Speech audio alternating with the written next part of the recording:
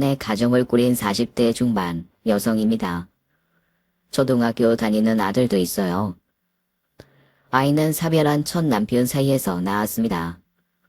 사람 일 뜻대로만 되면 얼마나 좋을까요? 제 인생이 이렇게 흘러갈 줄은 꿈에도 몰랐습니다. 전 남편과 결혼할 때 이 사람과 검은 머리 팥불이 될 때까지 살 줄 알았어요. 아들도 낳고 당연히 밝은 미래만 있을 거라고 믿어 의심치 않았죠. 부자는 아니어도 남편 성실하고 기념일도 챙기며 재미있게 살았습니다. 하지만 허락되지 않은 행복이었는지 새벽 출근길 남편은 교통사고를 당했고 그 자리에서 숨을 거뒀습니다. 아들을 업은 채 장례를 치렀고 시간은 흘러 아들이 학교 입학한 해에 현재 남편을 만났어요. 전 동네 서점 직원이었고 남편은 손님이었습니다. 사실 전 재혼은 눈꼽만큼도 생각이 없었어요. 주변에서 재혼을 권해도 절대로 안 된다고 아들 때문에 거절했죠. 이대 은성이도 많이 컸는데 아이 생각해서라도 재혼 시도해보는 거 어때? 피 한 방울 안 섞인 남의 자식 진심으로 살아날 인격체를 무슨 수로 어디서 찾아? 싫어 난. 얘한테 괜히 상처되면 어떡해. 그래도 혼자 아들을 키운다는 게 힘에 부치기는 했습니다. 8살부터 아들은 또 남자 어른을 그렇게 따라왔어요. 재혼도 아들이 좋다고 해서 하게 됐고요. 남편은 저희 서점 단골이었습니다. 점심시간마다 와서 30분씩 책 보고 가고 신간이 나오면 꼭 사가더라고요. 이쪽 일 하시는 거예요? 혹시 작가 그런 일? 그냥 독서가 취미예요. 프리랜서로 혼자 회계 관련 일을 하거든요. 지겹게 숫자만 보다가 머리 식힐 때 독서만 할 게 없어요. 그러시구나. 회원가입해주시면 적립해드려요. 가입하실래요?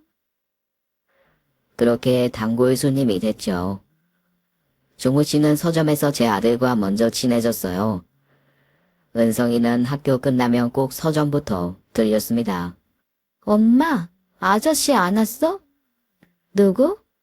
박종호 아저씨 말이야. 아저씨랑 놀면 재미있는데. 헐씨고 단골 손님 이름도 알고? 아들에게 잘해주는 그분에게 저도 차차 마음이 열렸어요. 남편 잃고 마음을 연 첫 남자였죠. 전 싱글맘, 종우 씨는 홍기를 놓친 노총각. 우린 결국 결혼까지 가게 됐습니다. 사실 전 시부모님을 모신 적이 없었습니다. 사별한 전 남편은 고아였고 저 또한 비슷한 처지였어요. 얘가 친척 하나 없어 특히 명절에 외로웠죠. 그런데 조무 씨에게는 홀어머니가 있었어요. 어머니, 저 잘할게요.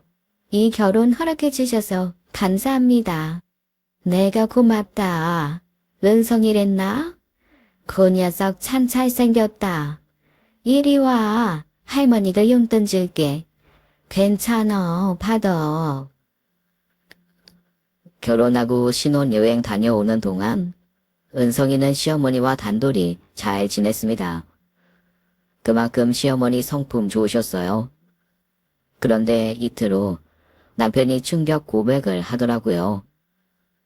실은 우리 어머니 치매셔. 우리 결혼 직전에 진단 받으셨어. 뭐?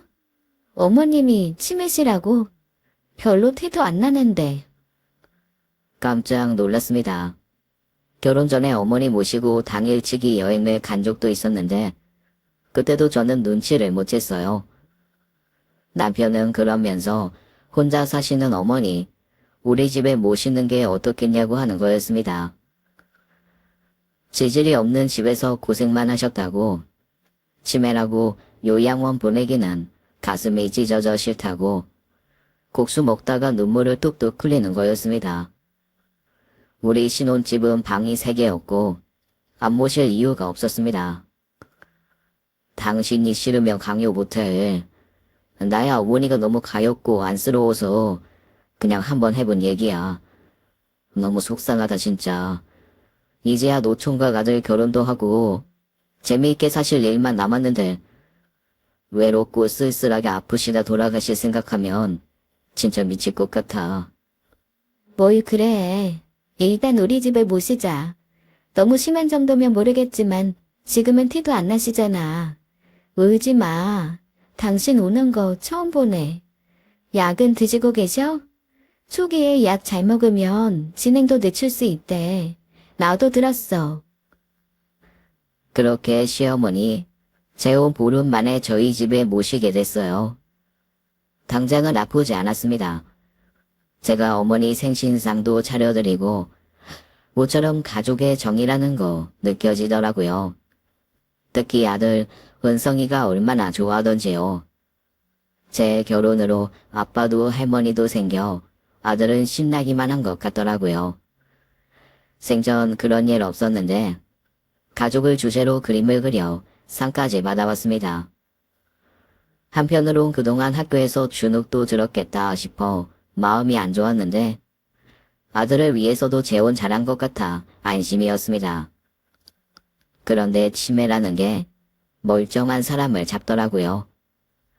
얼마 되지 않아 시어머니의 치매는 급격히 진행됐고 전 지옥을 맛봤습니다. 처음엔 그냥 해프닝 수준이었어요. 같이 시장 가는데 한참을 걷다 보니까 어머니가 양말만 신고 계시더라고요. 비가 오기 시작해 우산까지 썼는데 어머니는 왜 그러냐는 눈빛이었습니다. 어머니, 양말이 다 젖잖아요. 신발은 왜 안 신고 오셨어요? 이게 무슨 일이람? 신발? 신었잖냐? 아, 미치겠다. 어머니, 제가 집에 모셔다 드릴게요. 집에 계세요. 장은 제가 봐서 갈게요. 싫어. 나 집에 가기 싫어. 그냥 갈 거야. 나도 시장 갈 거다. 그래서 싸구려 신발을 사서 신겨드린 적도 있었는데 추후 병이 깊어지니까 그런 일들은 그냥 애교 수준이었습니다. 집에 오면 코부터 막는 일이 벌어지기 시작했어요. 아, 어머니, 이게 뭐예요? 이 들어온 걸 온사방 천지에. 냄새. 아이고, 어머니, 그만하세요, 제발. 왜 그래요, 언니? 언니, 내 순대 사왔어요?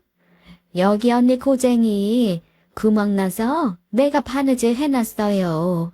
에헤헤, 이쁘다. 어머니, 이걸 이렇게 찢어 발기면 어떡해요? 이거 서점 유니폼인데. 전 뭐 입고 출근하려고요. 엄마, 나 배고파. 밥 줘. 얘가 나 때렸어. 배치해줘. 나빴어. 무서워. 어머니는 툭하면 고울과도 대화하시고 집이 하루도 편할 날이 없었습니다. 아들 은성이도 어머니와 단둘이 둘 수가 없었어요. 손주 생겼다며 좋아하셨는데 피 한 방울 안 섞인 제 아들도 그렇게 아껴주셨던 분이 치매라는 병에 완전히 무너지더라고요. 은성이는 학교 끝나면 학원 돌다가 서점에 와서 같이 퇴근하곤 했었습니다. 어머님은 기저귀를 차셨고 절대 혼자 두면 안 될 정도로 상황이 심각해졌어요. 뭐 드시는 거예요? 안 돼. 그거 휴지인데 빨리 내려놔요. 먹으면 큰일 나. 어머니, 정말 왜 이러세요? 내가 못 살아. 이거 찹쌀떡이야. 맛있다. 더는 버틸 수 없어 요양원에 모시려고 했는데 남편이 백방으로 알아봐도 모실 만한 곳이 없다고 하루만 더 조금만 더 견뎌보라는 거였습니다. 자리가 없대. 다 대기만 걸어 놓으라는 거야. 그리고 너 요양시설 가봤어? 우리 어머니 가자마자 손발 묶이고 사람 대접 못 받아. 거기 사람 있을 때 아니야. 보내려면 진짜 우리 집에 오실 때쯤 보내야 그나마 괜찮은 곳 갈 수 있었는데 솔직히 너무 늦었어. 그럼 어떡해. 은성이 봐. 학원 끝나고도 혼자 집에도 못 가. 난 또 어떡고. 몸도 마음도 지쳐서 도저히 안 되겠어. 미안해. 내일 하루는 내가 어머니 볼 테니까 당신 바람 쐬고 와. 돈도 줄게. 은성이랑 맛있는 것도 먹고 영화도 보고 자기 힘든 거 내가 다 알지. 하지만 어쩌겠어. 우리 어머니인데. 낮에 간병 해주시는 분이 3시간 정도 계시지만 그분들도 하루 하고 낮아 떨어질 정도로 어머니는 심각했고 정 강도 높은 간병에 매달려 했습니다. 그 와중에 남편은 아들 은성이의 미래를 생각하자며 이것저것 제안을 하더라고요.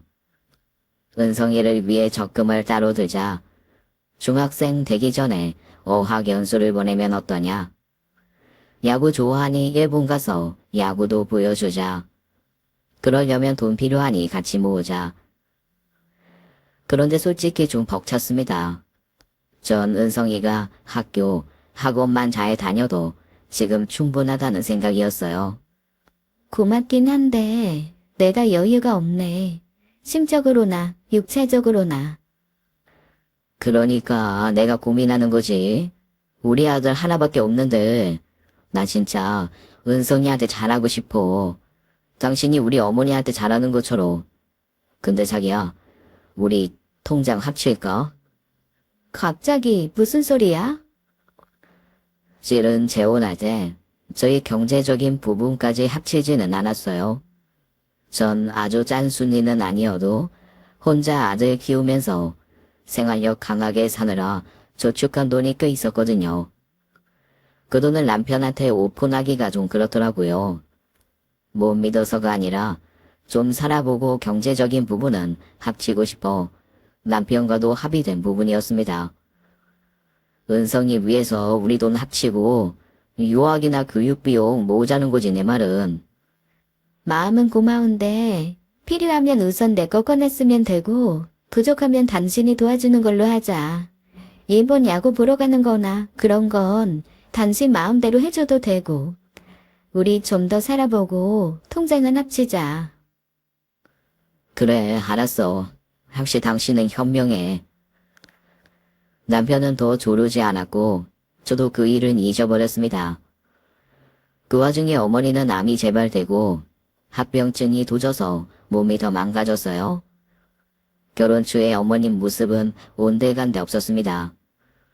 집에서 치매 간병 1년, 딱 죽겠다 싶을 때 어머니 결국 병원에 입원하게 되셨는데 치료가 아닌 임종 직전에 운 좋게 들어간 거였어요. 남편은 사업 미팅이며 고객 접대며 전국 팔도를 다 돌아다니느라 집에 없는 날도 많았어요. 병원에도 제가 붙박이로 있었는데 정말 이상한 일이 있었습니다. 그때 소름 끼친 건 말도 다 못해요.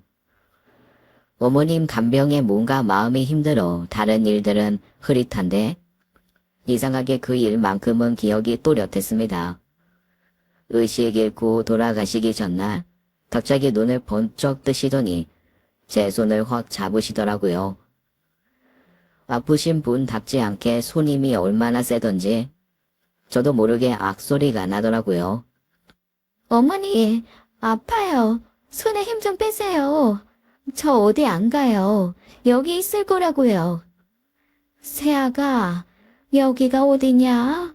내가 왜 여기 있어? 여기 병원이냐? 다 내 죄다. 내 죄야. 빨리 죽어야 하는데. 곱게 죽어야 하는데. 조무 씨 빨리 오라고 부를까요? 어머니 아들 지금 오고 있대요. 그때 어머님 절 쫙 노려보는데 어쩐지 으스스한 기분도 들고 기분이 너무 이상하더라고요. 때뜸 저한테 그러셨어요. 내 아들은 종우가 아니야. 아들 이름 박준원. 너는 왜 내 아들 이름을 이상하게 부르냐? 네? 어머님 아들 이름 박종우잖아요. 어머님 갑자기 버럭 화를 내셨습니다. 아니야, 박조무. 내가 내 아들 이름도 몰라? 네가 틀렸어. 네가 틀렸다고. 어머님은 갑자기 화를 내시는가 싶더니 제 머리채를 확 잡아채는 거였어요. 어머님, 이 손 나요. 나 머리카락 다 뽑혀. 간호사 선생님, 여기요. 도와주세요. 그대로 머리채에 붙잡혀 끄들리는데 어머님 언제 그랬냐는 듯이 다시 잠에 빠져들었습니다. 전 얼이 빠졌어요. 어머님한테 이런 괴력이 나오는 건 현실적으로 말도 안 되는 일이었거든요. 어머님은 그날 이후 급격히 상태가 나빠지셨고 완전히 의식을 잃고 선망에 빠졌습니다. 꼭 하루 더 버티다 돌아가셨네요. 그렇게 1년여가 걸린 저의 간병은 악만 남고 끝났습니다. 장례식은 초라하기 짝이 없었습니다. 제 직장 동료 몇 사람이 왔고 남편 쪽에서는 정말 한 사람도 안 왔어요. 남편이 아는 사람이라고 2~3명 왔는데 별 이야기도 안 하고 가시더라고요. 친척분도 하나도 안 계시다고 해서 어머니의 빈손은 쓸쓸하기만 했습니다. 장례를 치르고 일상으로 돌아오니 악몽을 꾼 것만 같고 좋은 기억이 별로 없었어요. 아프다 돌아가신 어머니 안타까워야 정상인데 저도 사람이다 보니 너무 지치고 힘들더라고요. 그리고 전 다시 서점에 출근했습니다. 집에 있어봤자 우울증 걸릴 것 같아서요. 출근 전날 사장님이랑 커피를 마시는데 유언 얘기를 꺼내시더라고요. 시어머니 선망이 심해서 유언 같은 것도 없었지? 숨겨놓은 금두치 같은 것도 안 주셨어? 금두치는 구경도 못 해봤고요. 유언? 그런 거 할 정신도 없으셨어요. 치매, 암 합병증까지 고통도 심하고 나중엔 숨만 겨우 쉬셨거든요. 근데 이상한 얘기를 하긴 하셨는데. 이상한 얘기? 뭐? 아들 이름이 뭐 어떻다고. 아니에요. 정신이 오락가락 하시니까 헛소리를 많이 하시더라고요. 경희 씨가 고생 많이 했지. 재혼하자마자 치매 시어머니 모시고 얼마나 힘들었어. 얼굴도 많이 상했잖아. 내가 다 속상하다. 이제부터라도 새 식구 재미있게 살아. 근데 경희 씨 남편 좀 너무한 거 아니야? 왜요? 요양원 말이야. 경희 씨만 고생 직사게 했잖아. 요새 어느 며느리가 치매 시어머니를 간병해?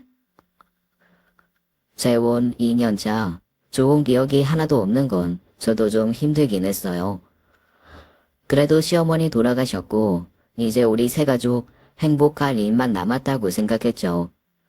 그날 퇴근 후 저녁을 차리다가 남편에게 물었습니다. 여보, 어머님 돌아가시기 이틀 전에 나한테 이상한 이야기를 하셨어. 당신 혹시 개명했어? 아니, 귀찮게 그런 걸 왜 해? 당신 이름이 박조무가 아니라는 거야.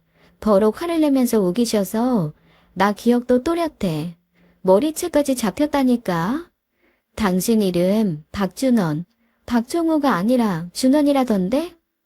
혹시 어려서 부르는 이름이 따로 있었어? 그랬더니 남편 버럭하더라고요. 당신 잊었어? 우리 어머니 치매가 얼마나 심하셨냐? 치매라는 게 기억들 다 잘려나가고 이 기억 저 기억 몽땅 섞인다잖아. 어머니 시장에서 장사 오래 하셨다고 했지. 거기 상인들 이름 중 하나일걸. 암튼 장사 지독하게 했으니까 넌 뭘 그런 거 기억해? 그럴 수도 있겠네. 근데 그날은 진짜 섬뜩했어. 내내 주무시다가 갑자기 벌떡 일어나셔서 막 화를 내셨다니까. 내 머리채까지 막 잡으시고. 잊어버려. 뭐 마지막 발악 같은 거 아니었을까? 곱게 좀 가시지. 끝까지 며느리 힘들게 하고. 자기가 고생 많았어 정말. 이제 다 잊고 좀 쉬워. 남편 말을 의심할 순 없었어요. 왜냐하면 남편의 주민등록증 이름도 같았고 혼인신고도 박종우 그 이름으로 해서 이날 이때까지 살고 있는 거였습니다. 남편이 개명했다면 제게 숨길 이유도 없었고요. 심각한 문제는 그로부터 한 달 뒤 벌어졌어요. 금요일 밤이었고 다음날 우리 세 식구 가까운 교회로 캠핑을 가기로 되어 있었죠. 전 빠진 물건이 있어서 남편에게 마트 좀 다녀오라고 했어요. 참기름이랑 깐마늘? 아유, 내일 가면서 사지. 꼭 지금 사오라고. 아우, 맞다. 아, 나 담배 떨어졌지. 아이, 갔다 올게. 또 필요한 거 없어? 은성이 과자랑 내 초콜릿도 사와. 부탁해. 그리고 그날 밤 감쪽같이 남편이 사라졌습니다. 저녁 9시 반 빌라 단지 바로 옆에 있는 마트에 간다던 사람이 자정이 되도록 오지를 않는 거였어요. 전화기는 꺼져 있고 결국 전 자정부터 상가를 돌아다녔습니다. 종우씨, 종우씨. 아줌마, 은성 아빠 못 보셨어요? 참기름이랑 마늘 사러 왔는데 못 보셨어요? 못 봤는데? 안 왔어. 어디서 친구 만나 술 마시고 있는 거 아니야? 전 근처 호프집, 골프 연습장까지 싹 다 뒤졌습니다. 담배 사러 멀리까지 갔나 싶어 주변 편의점도 싹 뒤졌지만 남편은 그림자도 보이지 않았어요. 이상하네. 도대체 어디 간 거야? 지금 새벽 3시가 다 돼가는데. 혹시 납치라도 든 거 아니야? 남편은 심지어 운동화도 아닌 슬리퍼를 신고 반바지 차림으로 집을 나갔는데 이대로 어디 멀리 가는 것도 이상한 상황이었어요. 전화기는 꺼져 있고 차는 주차장에 그대로 서 있었어요. 전 밤을 꼬박 샜고 은성이가 일어나자마자 아빠를 찾았습니다. 엄마, 캠핑 안 가? 아빠는 어디 있어? 미치고 환장할 노릇이었어요. 아침에 전 남편 회사 사무실로 쫓아갔어요. 개인 사무실이었는데 도어락 번호가 맞지를 않는 거였습니다. 우린 결혼할 날짜였는데 삑삑거리기만 하고 열리지를 않는 거였어요. 그날 밤 9시가 되어서 전 경찰에 신고를 했죠. 하지만 이상한 여자 취급만 받았습니다. 아줌마, 부부싸움 하셨어요? 다 큰 성인 남자가 갈 데가 없겠습니까? 조금만 더 기다려보세요. 하늘의 맹세컨대 부부싸움 안 했고 뭔가 이상하다고요. 제 남편 좀 찾아주세요. 분명 참기름 사다 준다고 슬리퍼에 반바지 차림으로 나갔단 말이에요. 네, 알겠고요. 조금만 기다려보세요. 그러게 잔소리 좀 적당히 하시지 그랬어요. 뭐라고요? 알지도 못하면서 무슨 말을 그렇게 해요. 원래대로라면 우리 지금 캠핑 갔어야 했다고요. 제발 제 말 좀 진지하게 들어주세요. 하지만 경찰은 대답만 그럴싸하게 할 뿐 전혀 움직일 생각이 없었습니다. 미성년자도 아니고 멀쩡한 성인 남자가 하루 없어진 건 장난처럼 여기더라고요. 하지만 제 예감은 달랐습니다. 여자의 촉이라는 것도 있고 뭔가 많이 이상했어요. 그렇게 하루 이틀, 무려 일주일이라는 시간이 흘렀죠. 속이 까맣게 타들어가는데 일주일 뒤 어떤 낯선 남자가 집으로 들어가려는 절 붙잡았습니다. 아줌마, 302호 살아요? 네, 그런데요? 누구시죠? 하하, 아이 나 당신 남편한테 큰 돈 빌려준 사람인데 돈 갚을 날짜가 지났어. 어쩌겠어. 집이라도 찾아와야지. 아줌마가 이자라도 갚아. 그게 사람 도리지. 애는요, 요 앞에 학교 다니나? 아들 하나 있지? 애는 아빠 닮았나? 얼굴 구경 좀 하고 가야겠네. 너무 놀랐습니다. 남편은 사채를 끌어다 썼더라고요. 아들 집에 올 시간은 다 돼가는데 벌벌 떨리고 딱 돌겠더라고요. 난 모르는 돈이었어. 아무것도 몰랐다고요. 빚진 당사자한테 받지. 왜 나한테 찾아왔어요? 난 아무것도 모르는데. 그건 그쪽 사정이고. 그럼 난 누구한테 내 돈을 받아? 일단 있는 거라도 내놔. 얻을렘이 몇 학년이야? 자꾸 왜 내 아들은 되먹이는데. 그리고 내 아들은 그 남자랑 상관없어. 전 남편 사이에서 나왔다고. 손이 벌벌 떨려 문을 열 수가 있어야죠. 곧 초등학생 아들이 올 텐데 그 남자한테 아들 얼굴을 보여주고 싶지 않았습니다. 전 신발도 못 벗고 집에 뛰어 들어갔어요. 그리고 집에 있는 비상금까지 싹싹 긁어 모아 일단 그 사람 손에 쥐어줬습니다. 다시 말하지만 난 모르는 일이에요. 남편 쥐도새도 모르게 없어져서 일주일째 기다리고 있고 6일 전엔 경찰에 신고까지 했다고요. 사치까지 썼다니 내가 정말 황당해서. 일단 이거 가져가요. 해올 시간 다 됐어요. 제발 가주세요. 네? 꼴랑 몇십만 원? 이 아줌마가 장난하나? 오늘은 일단 이 정도로 가는데 다음엔 원금도 갚아. 절대 이대로 안 물러나. 아들 유학 초등학교 다닌댔지? 그럼 수고하고. 내 아들한텐 관심 끄라고. 그 남자는 차를 타고 떠났고 전 그대로 계단에 주저앉았습니다. 실마리가 잡히는 것 같았어요. 전 경찰서로 달려가 상황을 얘기하면서 남편을 찾아달라고 매달렸죠. 이 사람 분명 실종이에요. 방금 사채업자 찾아와서 나한테 돈 뺏어갔다고요. 얼마나 성실한 사람인데 분명 범죄에 연루돼서 어디 갇혀 있는 거라고요. 제발 제 말 좀 들어주세요. 네, 일단 앉으시고요.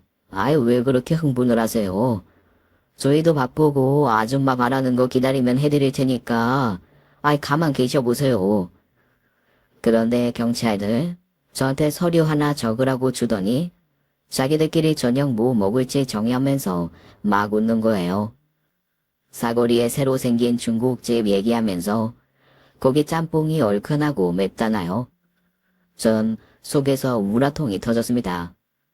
남편 이름, 주민등록번호, 주소 적다가 벌떡 일어나 난리를 쳐버렸어요. 사람 속 타 죽겠는데 이럴 수 있습니까? 당신들 가족이 사라졌어도 이럴 거예요? 민중의 지팡이가 이래도 되는 거냐고요.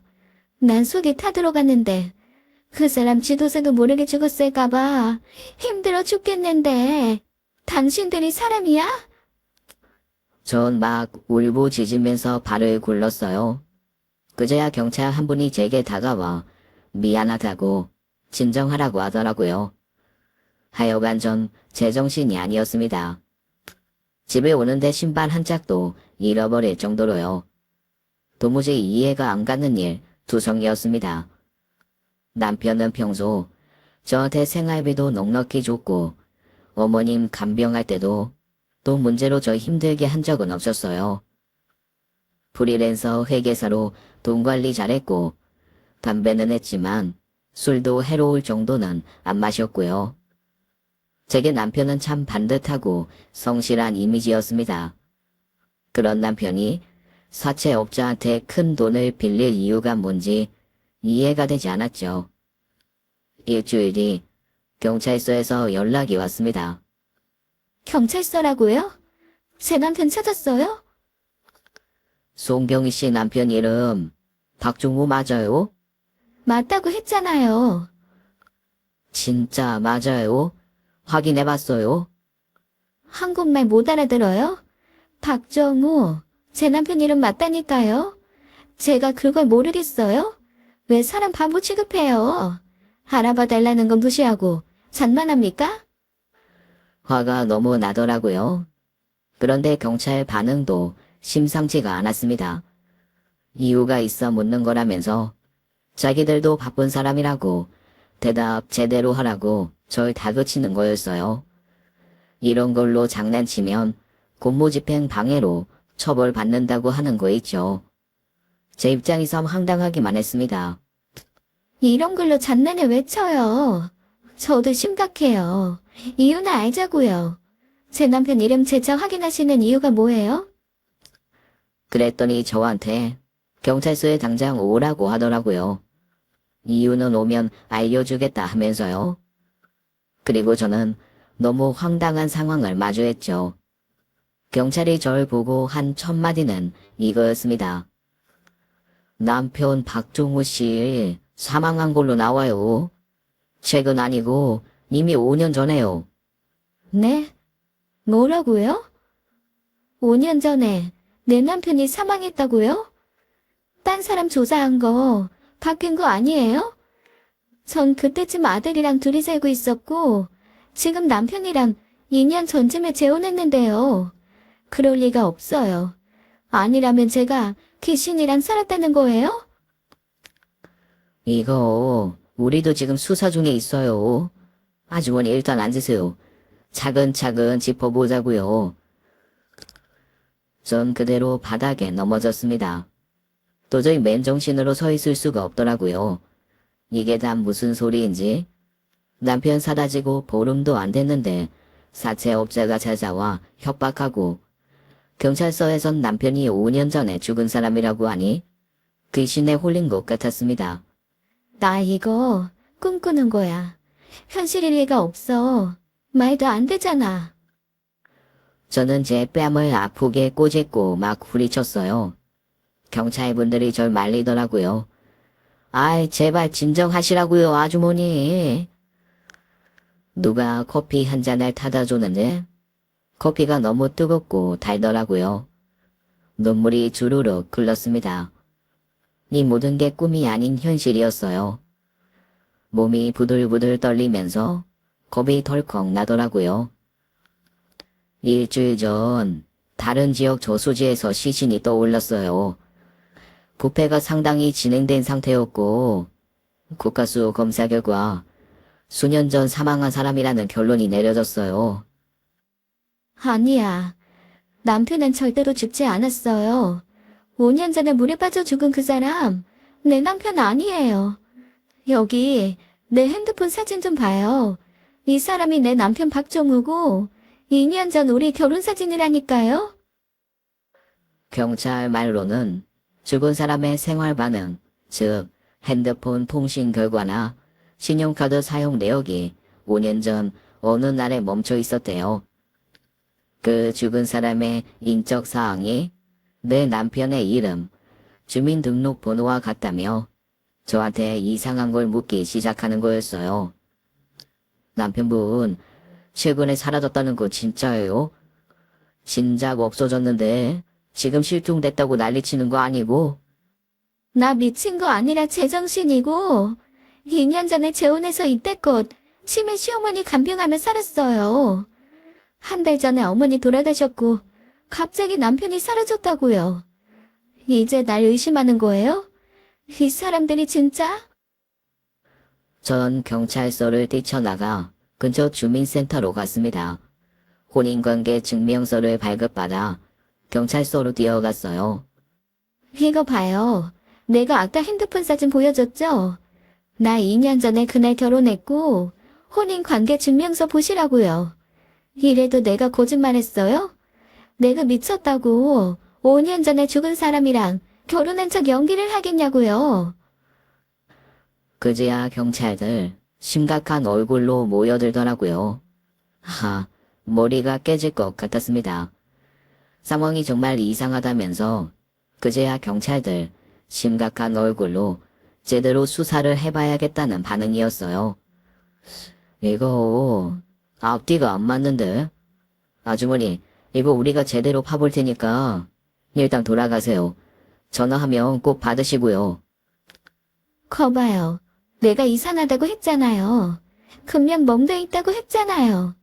진작 좀 나서주지. 이 사람 잘못됐으면 어떡해. 그날부터 악몽이 시작됐습니다. 전 한순간도 깊은 잠을 잘 수가 없었습니다. 꿈에 해골만 남은 시신이 저수지에 뜨질 않나. 물이 홀딱 젖은 남자가 날 쫓아오질 않나. 분명 목소리는 남편인데 돌아보면 형체 없는 귀신이 날 쫓아오고 너무나 괴로운 시간이 흐르고 있었어요. 그 와중에 사채업자가 또 찾아왔습니다. 잠도 못 자고 밥도 굶어 스트레스로 악에 바친 전 두려움도 있고 막 소리를 질러댔어요. 돈 뜯으러 왔냐? 그래, 니들 돈 좋아하는 동티신이지? 근데 와봤자 소용없어. 나 지금 미치기 일보 직전이거든? 딱 보면 모르겠어? 미친 여자한테 물려볼래? 어디서 그런 용기가 솟았는지 전 사채업자의 팔뚝을 물고 늘어졌습니다. 워낙 근육이 단단해 이빨이 들어가지도 않았지만 전 그럴 정도로 제정신이 아니었어요. 아, 이 여자다 미쳤나? 곱게 돈만 내놓으면 될 일이지. 아이, 떨어져. 떨어지라고. 먹고 죽을 돈도 없는 마당에 왜 또 찾아왔어? 내가 빚진 것도 아닌데 왜 자꾸 날 괴롭히냐고. 누군 한가해서 온 줄 알아? 돈 내놔. 내 돈 내놓으라고. 제가 머리 풀고 미친 것처럼 발광하니 그 사채업자 어이없어 하더라고요. 절 겨우 떼어놓더니 다음에 맑은 정신일 때 돈 준비해 놓고 있으라고, 안 그러면 학교까지 찾아갈 거라고 협박을 하고 가려고 하더라고요. 전 엎어진 김에 그 남자 양복 바지를 붙잡고 늘어졌습니다. 저기요, 잠깐만. 나한테 와서 이럴 게 아니라 당신들이 내 남편 찾아내. 당신들 그런 거 잘하잖아. 이 아줌마 황당하네. 아이, 돌았나? 그런 일은 따로 돈 주고 맡겨. 난 빚 받으러 온 사람이야. 돌았어? 나도 이판사판 공사판이야. 당신들 못하는 게 뭐 있어? 집 찾아오지. 회사 찾아가서 망신 주지. 마음만 먹으면 왜 못해? 내 남편 찾아서 돈 받으라고요. 이 아줌마 눈깔 좀 보게. 완전히 뺑 돌았네. 왜? 아줌마 남편 바람이라도 난 것 같아? 그래서 내 손 빌려 잡아 족쳐야겠어? 비슷한 이유야. 그러니까 당신들 직접 내 남편 찾아내서 빚 받아내. 그 사람이 만든 빚 난 구경도 못 해봤어. 맨입으로는 안 되지. 어디서 날로 먹으려 그래? 1,000만 원 줄 테니까 찾아내요. 고민이 하나? 아, 빚 갚을 돈도 없다고 하더니. 친척들한테 빌리고 이 집으로 어떻게든 돈 마련해 볼 거니까 어떻게든 내 남편 찾아내 오라고. 전 그때 정말 미쳐 있었습니다. 어떻게든 진상을 파악하고 싶었고 그만큼 절실했어요. 아들은 매일 남편을 찾았고 이젠 둘러댈 만큼 둘러댔습니다. 아이가 또 상처받는 것도 싫었고 어렵게 한 재혼 알 수 없는 이유로 망치고 싶지도 않았어요. 네, 헛된 욕심이라면 욕심이겠죠. 하지만 당시엔 절실했습니다. 사별과 이혼, 이 두 가지를 낙인처럼 지니고 아이와 함께 살아갈 자신이 없기도 했어요. 그리고 저는 중요한 사실을 전했습니다. 박종우라는 이름 말고 박준원, 이 이름으로도 찾아봐요. 큰 힌트 주는 거니까 잊지 말고 꼭이요. 이건 또 무슨 신박한 헛소리야. 진짜 척하면 척, 말귀를 알아들어야지. 아저씨, 나도 이상한 부분이야. 남편 이름이 어쩌면 2개일 수 있어. 아니, 하나를 감춘 걸 수도 있다고. 그런 걸 알아봐 달라고 1,000만 원씩이나 주는 거 아니겠어? 1,000만 원이 누구 집 개 이름이야? 그런데 이 아줌마가 아까부터 왜 반말이야? 나보다 나이도 어리겠구먼. 그쪽이 반말하니까 나도 반말하는 거지. 나도 40 넘었고 알다시피 자식도 있어. 고아하니 그쪽도 얼굴이 늙어서 그렇지. 나이는 견적보다 오래겠구만. 아니야? 이 아줌마가 사람 놀리나? 이 1,000만 원 받으면 그 껌값으로 성형수술이 나야지. 에라이스. 사채업자는 제가 제시한 1,000만 원에 남편을 찾아오겠다고 했고 저는 어렵게 마련한 500만 원부터 선수금으로 넣어줬습니다. 이 결정, 저 결코 쉬운 거 아니었어요. 그렇게 큰 돈 융통도 쉽지 않았고요. 하지만 지금은 남편의 소재를 찾는 게 우선이었죠. 저와 제 아들의 인생이 달린 일이었으니까요. 아무리 생각해도 시어머니가 돌아가시기 하루 전 갑자기 한 말이 걸렸어요. 내 아들은 종우가 아니야. 아들 이름 박준원. 너는 왜 내 아들 이름을 이상하게 부르냐? 네가 틀렸어. 네가 틀렸다고. 돌아가시기 전날이었습니다. 이날의 눈빛은 확실히 달랐어요. 내가 내 아들 이름도 모르냐고 역정을 내셨을 때 얼마나 소름 끼쳤는지 당시 기분은 여전히 생생합니다. 어쩌면 남편 이름, 어머님이 말한 박준원이 맞을지도 몰라. 그냥 넘어갈 일은 아니야. 형사님도 이상하다고 했잖아. 사채업자 박 사장한테 연락이 온 건 그로부터 한 달 뒤였습니다. 박 사장 전화번호가 떴을 때 올 것이 왔다 싶었죠. 마음 단단히 먹고 전화를 받았습니다. 여보세요? 어이 아줌마, 내 연락 기다렸어?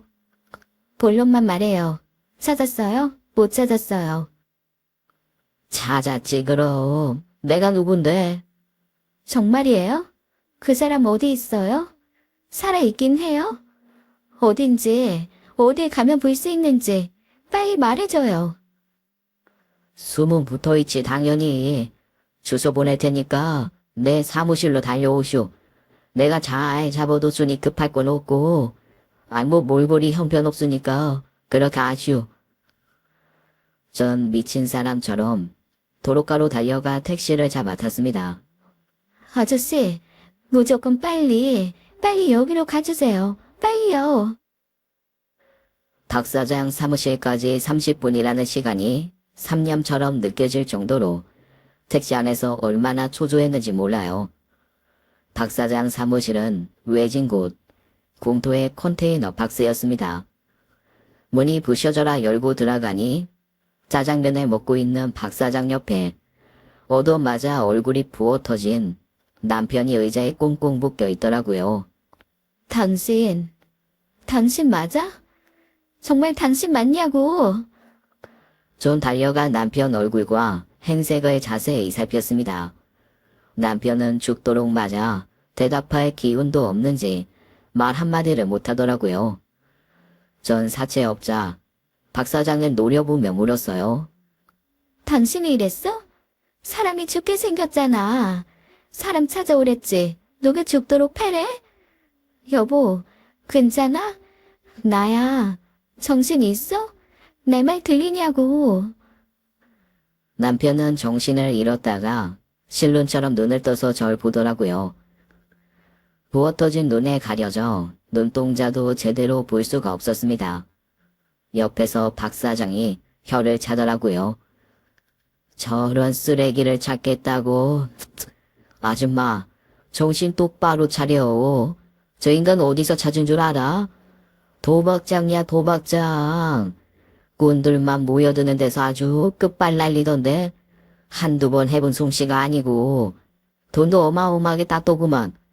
그 자리에서 우리한테 빚진 돈도 다 갚았지. 나야 뭐 땡 잡았지만. 뭐라고? 도박? 그 이제 얼만데 그 자리에서 다 덮어? 그렇게 큰 돈이 어떻게? 순간 뇌가 정지한 것처럼 머리가 안 돌아가더라고요. 제가 뻣뻣하게 서 있으니까 사채업자가 저한테 친절하게 설명까지 해줬습니다. 수소문 끝에 숨겨진 비닐하우스 도박장을 찾았고 거기서 돈을 엄청나게 따고 있는 눈 돌아간 남편을 찾았다는 얘기였어요. 판돈이 컸고 남편이 딴 돈이 많아 원금과 이자까지 그 자리에서 회수했다며 사채업자 박 사장은 입에 침을 튀겨가며 조아라 했습니다. 전 눈이 돌아 남편 멱살을 잡아 흔들었어요. 인간아. 뭐? 독립회계사? 책을 좋아해? 야, 네가 인간이야? 도박 중독자의 사기꾼이 네 진짜 모습이잖아. 야, 정신 차려. 어디서 모른 척이야. 정신 차리라고. 어떻게든 이 인간 입을 열게 하고 싶어 전 옆에 있는 커다란 생수통을 뒤집어 남편 머리에 찬물을 쏟아 부었습니다. 눈 떠. 기절한 척 하지 말고 네 입으로 사실을 말하란 말이야. 전 물 한 통을 남편한테 다 붓고 따귀를 막 때렸습니다. 쌍따귀를 얼마나 날렸을까요? 남편 놈 그제야 눈을 뜨고 절 보더라고요. 이빨도 빠졌는지 말을 하려다가 툭 피를 내뱉는데 아주 만신창이가 됐더라고요. 자기야, 아이, 나 좀 살려줘. 나 맞아 죽을 것 같아. 너 같은 놈은 맞아 죽어도 싸. 도박을 해? 게다가 꾼이야? 네가 이런 인간일 줄 꿈에도 몰랐다. 너 나 어디까지 속인 거야? 다른 대로 말해. 내 손으로 너 끝장내기 전에. 아니야, 여보. 저 사람들 말을 믿어? 아이씨, 아프. 아니, 나 병원 좀 데려가줘. 나 앞니도 빠지고, 이게 여기 갈비뼈도 부러진 것 같아. 살려줘, 여보. 숨을 못 쉬겠어. 넌 더 맞아야 돼. 아저씨, 여기 뭐 몽둥이 같은 거 없어? 이 인간 저 패버리게. 순진한 사람 속여 치매 걸린 지 엄마 모시라고 개고생을 시키더니 보여주는 꼴이 결국 있단 거야? 넌 좀 맞아야겠다. 너 나 물러봤냐? 이 짐승만도 못한 자식아. 옆에서 박 사장이 저한테 슬쩍 몽둥이를 내밀더라고요. 어디서 가져온 강목인지 살벌하게도 생겼더라고요. 전 그걸 한껏 머리 위로 들었어요. 너 죽고 나 죽자. 이 판사판 콩사판이다 이거야. 첫 남편은 사별해서 헤어져. 나 그 사람 그리워하면서 살았지만 넌 달라. 이 사기꾼의 이중인격. 재활용 쓰레기만도 못한 꽁지 발사계 같은 인간아. 너 같은 인간한테 속은 나랑 은성이가 제일 불쌍해. 너 오늘 내 손에 인생총 치는 거야. 이빨 꽉 깨물어. 전 있는 힘껏 몽둥이를 높이 들었습니다. 제 눈에선 불이 활활 타고 있었고 배신감과 분노에 광기가 터져 나오더라고요. 남편은 의자에 묶인 상태에서 발버둥을 쳤습니다. 하지만 얼마나 꽁꽁 묶여 있었는지 의자와 함께 그대로 나동그라질 뿐이었어요. 도망치고 싶었나 본데 뜻대로 안 되니까 그 간사한 주둥아리를 나불대더라고요. 여보, 왜 이래? 저 사람들 나쁜 놈들이잖아. 그러지 말고 이거 좀 풀어줘. 왜 나한테 그래? 맞으면 아프단 말이야. 이러지 마. 나 당신 사랑해. 은성이 그래. 아니 나 은성이 아빠잖아. 그러지 마. 나 죽고 싶지 않아. 시끄러. 그 주둥이 안 다물어? 이빨 꽉 깨물렸다. 전 기압을 팍 주고 그 강목을 아래로 내리쳤습니다. 아, 강목은 남편을 비껴가 땅 위에 내리쳐졌고 그대로 반쪽으로 부셔져 버렸습니다. 남편 놈은 놀랐는지 맞지도 않았는데 기절해버리더라고요. 전 주저앉아 엉엉 울었어요. 마음 같아선 그 몽둥이로 이 남자 정말 도동강 내버리고 싶었습니다. 하지만 그럴 수 있나요? 전 은성이의 엄마로 아직 살 날이 창창한 사람이었습니다. 곧 경찰 사이렌 소리가 들려왔어요. 제가 오면서 형사님께 전화를 드렸거든요. 경찰 불렀냐고 사채업자 박 사장이 막 화를 내길래 1,000만 원 중 남은 500만 원을 주면서 이렇게 말했습니다. 경찰한테 협조 좀 해줘요. 이 인간 어디서 붙잡았는지, 뭐하고 있었는지, 그런 거. 에이씨, 이 아줌마. 진짜 귀찮게 하네. 아, 별걸 다 시켜, 진짜. 내가 경찰이랑 친할 것 같아? 나한테 받은 1,000만 원으로 진짜 성형수술 할 거예요? 내 마음이지. 원빈, 아니, 차은우처럼 할 건데 왜? 성형한 다음에 사진이라도 보내줘. 됐고요. 수고 많았어요. 이제 나 찾아올 일 없죠? 도박장에서 남편이 딴 돈으로 수금 다 했다면서요. 동네에 콧대기도 비추지 말아요. 아우, 나 바빠. 거길 왜 또 가? 아줌마랑도 여기서 끝. 살아서 다시 마주치지 맙시다. 알겠어요? 그 되게 귀찮게 하네. 곧 김영사님과 경찰들이 들이닥쳤고 남편은 연행됐습니다. 그리고 밝혀진 진실은 정말 감당하기 어려운 내용이었어요. 남편이라는 인간, 별 더럽고 나쁜 짓은 다 했더라고요. 남편의 이름은 돌아가신 어머님 말씀대로 박준원이었습니다. 청소년 시절부터 소년원도 들락거리고 성인 돼서도 사기질에 도박에 형편없는 인간이었어요. 결혼 전부터 빚이 엄청 많았는데 그 빚 제대로 갚을 생각은 1도 없이 사채 쓰고 도박하면서 빚은 눈덩이처럼 불리고 있었대요. 남편이 자기 이름이라고 주장한 박종우는 저수지에서 떠오른 고인의 이름이 맞았어요. 제 남편은 그 사람의 이름과 주민등록증으로 지금껏 신분을 세탁해 살아온 것이고요. 그리고 결정적으로 저수지에 빠진 박종우는 제 남편에 의해 목숨이 끊어졌다는 사실이 밝혀졌습니다. 형사님, 그러니까 재혼한 남편이 친구인 박종우 씨를 죽음에 이르게 했다는 건가요? 그 사람의 이름과 주민등록번호를 도용해서 그 사람인 척 살아오고요. 남편의 진짜 정체는 박준원이라는 얘긴 거죠? 맞습니다. 송경희 씨 남편 박준호는 5년 전에도 도박 빚으로 다른 사채업자한테 쫓기고 있었고 그 돈을 갚지 못해 끊임없이 협박을 당하는 상태였대요. 그러다 함께 도박장을 드나들던 지인 박종우를 말다툼 끝에 죽이고 그 사람인 것처럼 살아온 거죠. 여기 사진 좀 보시죠. 전 형사님이 보여준 한 장의 사진을 보고 땀으로 칠 뻔했습니다. 설마 이 옆에 있는 사람이 진짜 박종우 씨? 남편이랑 너무 똑같이 생겼어요. 그렇죠. 저희도 깜짝 놀랐습니다. 남편분이랑 박종우는 얼굴이 놀랍도록 닮아서 도박장에서도 사람들이 헷갈릴 정도였대요. 사채업자가 빚 때문에 찾아가 남편분이 아닌 박종우한테 독촉을 한 일도 있었다고 하더라고요. 세상에 이런 일이 형제도 아닌데 이렇게 닮다니. 쌍둥이라고 해도 믿을 정도였습니다. 머리 스타일과 키, 웃을 때 눈매와 입가, 콧대 높은 것까지 둘은 완벽하게 닮아 있었어요. 박종우가 남편분한테 화를 냈던 모양입니다. 남편분이 고인이 된 박종우를 사채업자들 앞에 방패막이처럼 자기 대신 내세우기도 했나봐요. 대신 맞고 욕먹는 일이 잦아서 고인 박종우가 화를 내니까 박준원이 해선 안 될 짓까지 저지른 거고요.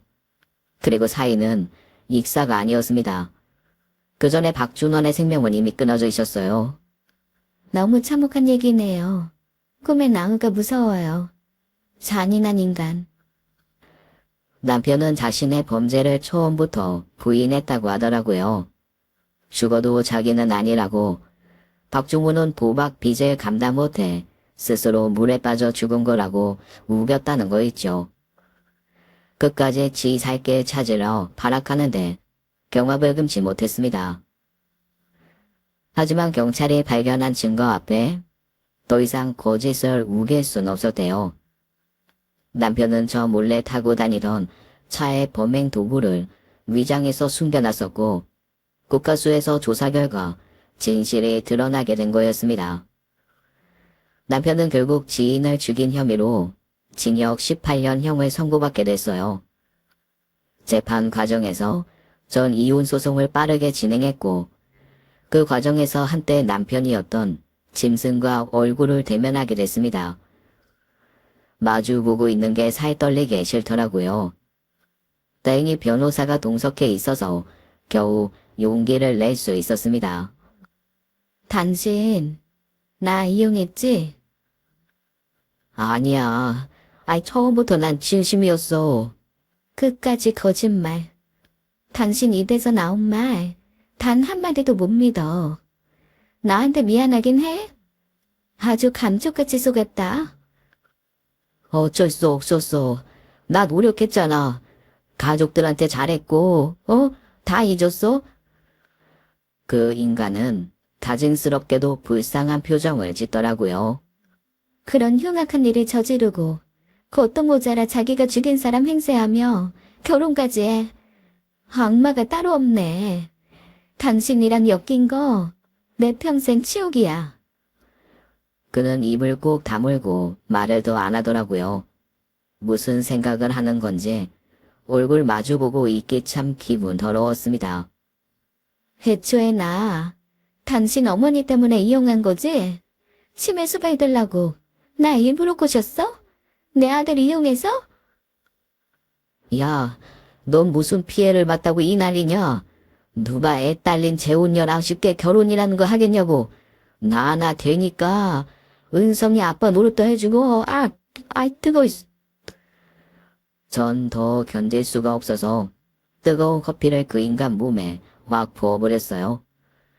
뜨겁다고 난리를 쳤지만 지옥불 뜨거운 거에 비하면 아무것도 아니었겠죠.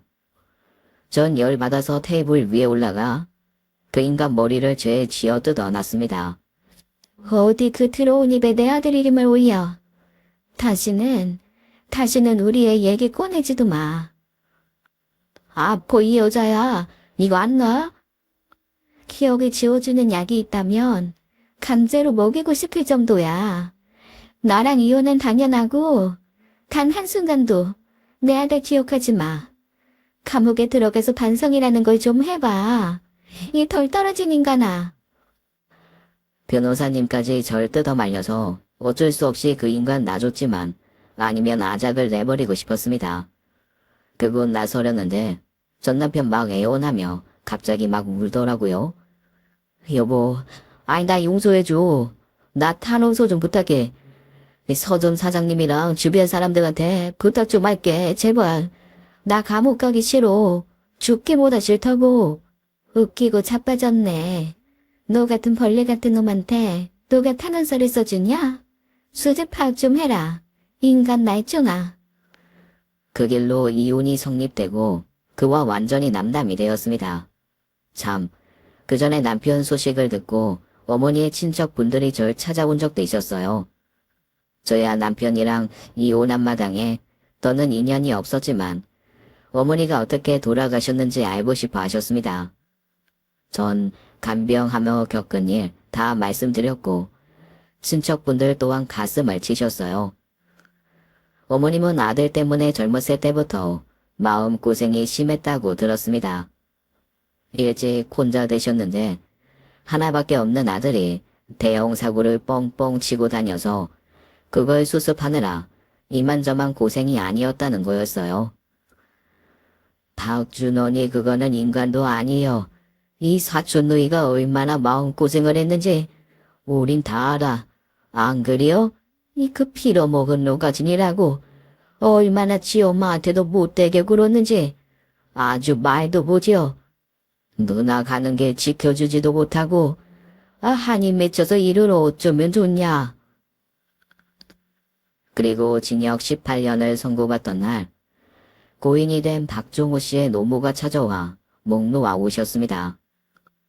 종우야, 이 녀석아, 그 좋은 머리로 잘 좀 살지. 회계사 돼서 좋아한 게 엊그제 같은데 왜 도박 같은 거에 빠져서 이런 험한 일을 당해, 왜? 종우야, 아까운 내 아들. 고인의 모친은 판사님께 죽은 아들의 억울함을 호소하며 중형을 내려달라고 하셨고 그 청은 받아들여졌어요. 그리고 전 남편의 얼굴을 보고 더 통곡을 하셨습니다. 저 악귀가 내 아들을 잡았어. 저렇게 내 아들이랑 닮은 얼굴을 하고 어떻게 그런 짓을 해? 이놈아, 내 아들 살려라. 내 아들 살려내. 눈 뜨고 못 볼 광경이었죠. 18년이라는 시간 동안 감옥에 갇혀 있으면서 그 인간 갱생될까요? 한편으로 180년 형을 받아야 되는 건 아닌가? 제 생각은 그렇습니다. 그 모든 소동이 지나가고 저도 마음을 다잡아야 했어요. 지난 일은 모두 잊고 은성이와 새 출발을 하기 위해 빠르게 움직여야 했죠. 먼저 서정 사장님께 사정 이야기를 하고 퇴사를 했어요. 곧바로 아들과 저의 개명 절차를 밟으면서 이사를 준비했죠. 그와 함께 살았던 모든 흔적 싹 다 지우고 싶어 조바심이 나더라고요. 집에 사람 불러 그 인간 짐은 싹 다 갖다 버렸습니다. 마음 같아서는 불에 활활 태워버리고 싶었지만 참았어요. 그리고 이사 전날 서점 사장님이 저녁을 사주셨습니다. 저한테 술 한 잔 주시면서 물으시더라고요. 후회 많이 되지? 근데 나도 감쪽같이 속았잖아. 사기꾼에 작정하고 달려들면 정말 답 없다. 애초에 재혼을 말았어야 하는 건데 은성이가 좋아해서 저도 이성을 잃었나 봐요. 경희 씨는 엄청 신중했다고. 잘못한 거 없어. 근데 솔직히 처음부터 싸가지가 없긴 했다. 지는 출장 다닌답시고 돌아다니고 갓 결혼한 새 신부 치매 시어머니 간병시킬 때부터 알아봤어. 참, 그리고 내가 얼마 전에 CCTV 돌려볼 일이 있었거든? 그리고 듣게 된 얘기에 또 한 번 경악했어요. 아주 의도적으로 접근했더라고. 은성이 오고 가는 거 다 지켜보고 다른 직원 다 놔두고 꼭 은성 엄마한테만 말 걸더라니까. 나라도 이상한 걸 먼저 알아챘어야 하는데. 사장님 말씀으론 그 사람이 절 표적으로 삼고 의도적으로 접근해 결혼한 것 같다는 말씀이었어요. 일부러 아이와도 친해지고요. 소름 끼치는 사실이었지만 놀랄 것도 없었습니다. 저 앞일은 걱정 안 해요. 이렇게 험한 일 겪었는데 앞으론 좋은 일만 있지 않겠어요? 그래, 내 말이 그 말이야. 한잔 해. 시원하게 맥주 한잔하고 싹 잊자. 자기는 그냥 이 친구한테 심하게 물렸던 거라고. 앞으로 어디 가서도 잘 살 거야. 힘내. 은성이한테도 전 솔직하게 말했어요. 그 사람을 결코 미화하거나 도로 몽술하게 여지를 남기고 싶지 않았습니다. 아들은 조금 충격을 받은 듯 했지만 그래도 잘 이겨냈어요. 무엇보다 저랑 둘이 살았을 때 기억이 좋아서 다시 우리 둘이 사는 걸 거부하진 않더라고요.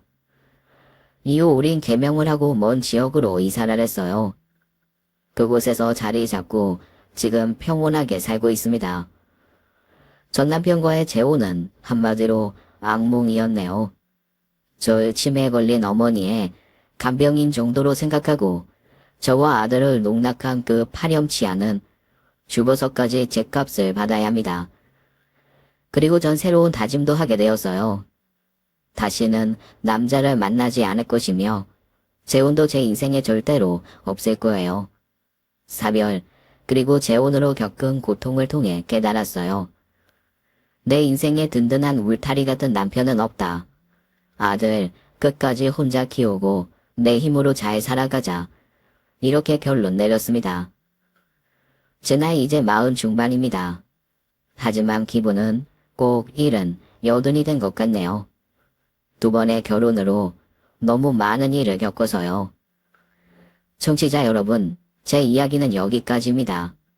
앞으로 제 인생에 있어 도움되는 말씀이 있다면 기탄 없이 해주세요. 굴고 많았던 제 인생, 이제 다림질한 것처럼 쭉쭉 평탄하기만 하길 바랄 뿐입니다. 꼭절 많은 세상사, 그래도 희망을 잃지 않으면 좋은 날 분명히 오겠죠. 여러분은 모두 행복하시길 바랍니다. 감사합니다. 지금까지 사연 읽어주는 남예였습니다. 끝까지 함께 해주신 여러분 감사드리며 저희는 다음 사연으로 돌아올게요. 감사합니다.